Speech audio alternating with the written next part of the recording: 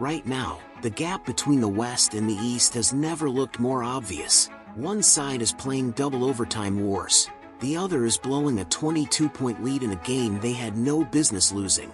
Spurs versus Thunder went to double overtime.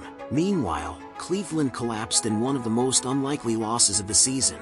For decades, Western Conference teams have generally been stronger than the East. So how did the league end up this way?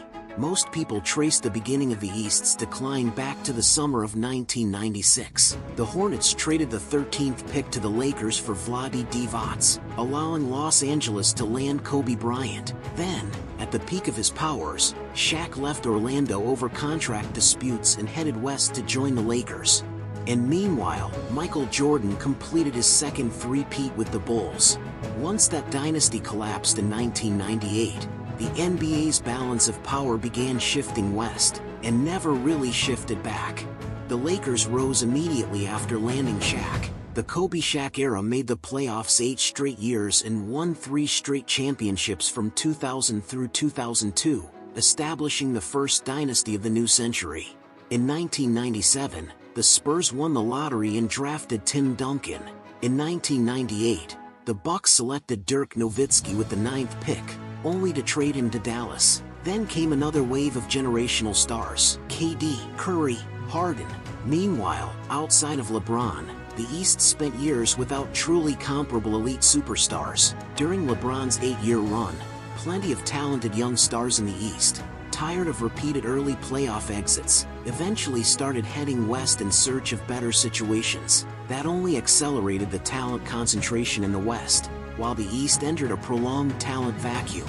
In the 21st century, 63% of all NBA selections have come from the Western Conference. In the 2006-07 season, every single first-team All-NBA player came from the West. Even in the supposedly more balanced 2025-26 season, projected first-team All-NBA selections still include 4 players from Western Conference teams. The West also offers structural advantages. Los Angeles, San Francisco, Dallas, these are global cities with unmatched media exposure and commercial opportunities. And states like Texas and Florida offer no state income tax, a massive financial advantage for high-earning players. The East has markets like New York and Boston, sure, but overall it has more smaller market franchises, putting it at a natural disadvantage in free agency.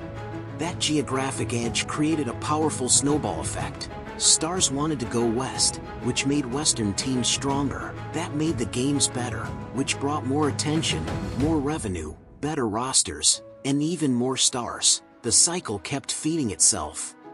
Then came the brutal competitive environment. Because the West was so stacked, just making the playoffs became a bloodbath. That's where the phrase "the Wild West" really came from. History is full of absurd examples. In 2007-08, the Warriors won 48 games and still missed the playoffs in the West. That same year, the East's 8th seed got in with just 37 wins. In 2013-14, Phoenix won 48 games and finished 9th in the West. In the East, that same record would have been good enough for 3rd place. That kind of pressure forced Western teams to keep investing, keep evolving, and never get comfortable. Any hesitation meant falling behind. While some Eastern teams could make the playoffs with average records, Western teams were fighting like every seed was life or death. The inter-conference numbers back it up too.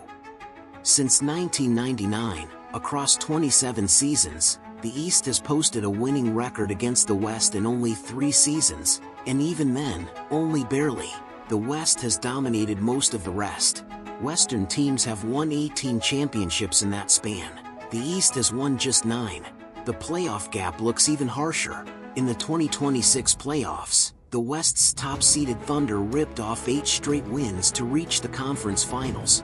The second-seeded Spurs went 4-1 in round 1, then 4-2 in round 2, also getting there relatively comfortably.